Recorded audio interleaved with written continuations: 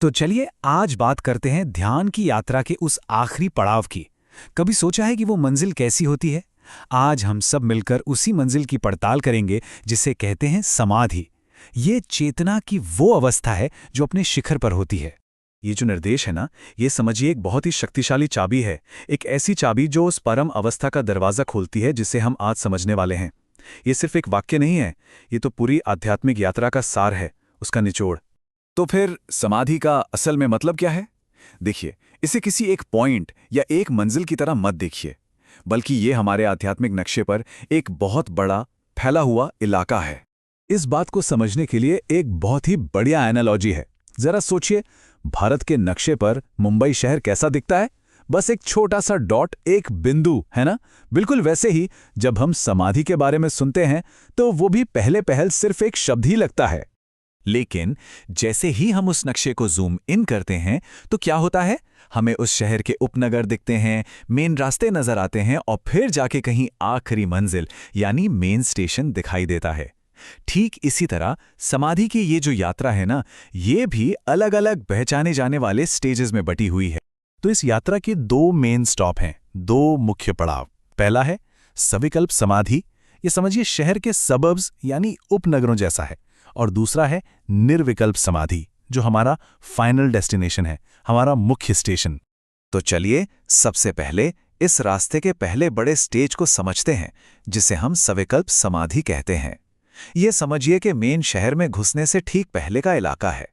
ये वो पल है जब कोई ध्यानी या साधक आत्मज्ञान के कमरे में अपना पहला कदम रखता है।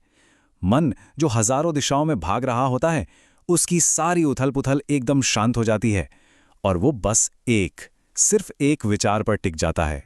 अब देखिए, ये कोई आम सोच या विचार नहीं है। वेदांत में इसे एक खास नाम दिया गया है, ब्रह्माकार वृत्ति।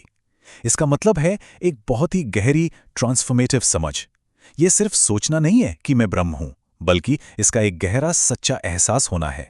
अब जैसे जैसे साधक अपनी फाइनल डेस्टिनेशन की ओर करीब पहुंचता है, उसके अटूट ध्यान को परखने के लिए चार बड़ी मुश्किलें, चार चुनौतियां सामने आकर खड़ी हो जाती हैं।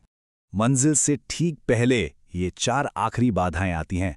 पहली है लय यानी नींद का जोर, फिर है विक्षेप मतलब मन का अचानक बेचैन हो जाना, इसके बाद आता है कषाय, एक तरह की अंधेरी अभेद्य दीवार, और आखिर में एक ऐसी बाधा जिसके बारे में कोई सोच भी नहीं सकता। ये जो चौथी और आखिरी बाधा है ना, ये सबसे ज्यादा चौंकाने वाली है। सोचिए जरा, उस अवस्था का परम आनंद ही एक खूबसूरत जाल बन सकता है। होता यह है कि वो आनंद इतना जबरदस्त होता है कि वो खुद एक डिस्ट्रैक्शन बन जाता है और साधक को आखिरी कदम उठाने से ही रोक देता है। यहाँ एक बहुत गहरी बात छिपी है कि कभी-कभी हमारे सबसे अच्छे अनुभव भी एक लगाव बन जाते हैं। ये समझिए कि अहंकार का ये आखिरी दाव है जो उस आनंद में ही हमें अटकाकर परम सत्य तक पहुंचने से रोक देता है। तो जब इन सारी बाधाओं को पार कर लिया जाता है, तब जाकर हम पहुंचते हैं अपनी आखिरी मंजिल पर, हमारे मेन स्टेशन, जिसे कहते हैं निर्विकल्प समाधि। अब ये कोई टेम्पररी स्टेज नहीं है जो सिर्फ ध्यान में महसूस हो। नहीं, ये एक परमानेंट, एक स्थायी और सहज हकीकत बन जाती है। यहाँ कोई कोशिश या प्रयास नहीं होता। तो इस आखिरी अवस्था को हम पहचानेंगे कैसे?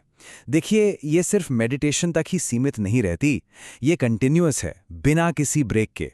ये आपकी नेचुरल यानी सहज अवस्था बन जाती है।